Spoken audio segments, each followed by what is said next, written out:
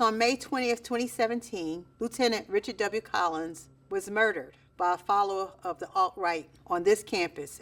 Hate-fueled violence is the #1 domestic issue in the country and is proliferating on college campuses throughout this nation.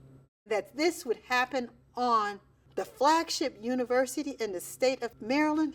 Absolutely not. We had to do something. Why did we focus on ROTC cadets? Because Richard was a cadet and loved it. The partnership of bringing cadets from predominantly white institutions and HBCUs together to have conversations, breaking down those barriers, that's what gives me joy. I got involved and became incredibly passionate about building bridges between future officers of the U.S. Army so that they can lead with compassion, understanding, and a connection. In the first few years, more than 500 cadets came together to build our leadership abilities and our abilities to work with each other. The Collins Foundation and the Collins Scholarship is a game changer.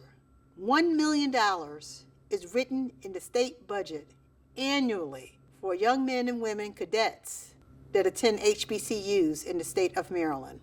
Over 900 scholarships have been given out by Maryland Higher Education. Of that 900, over 285 men and women have become military officers. I want to make a national impact. There are many policies in this nation that need to be changed, and I want to be the impetus behind that.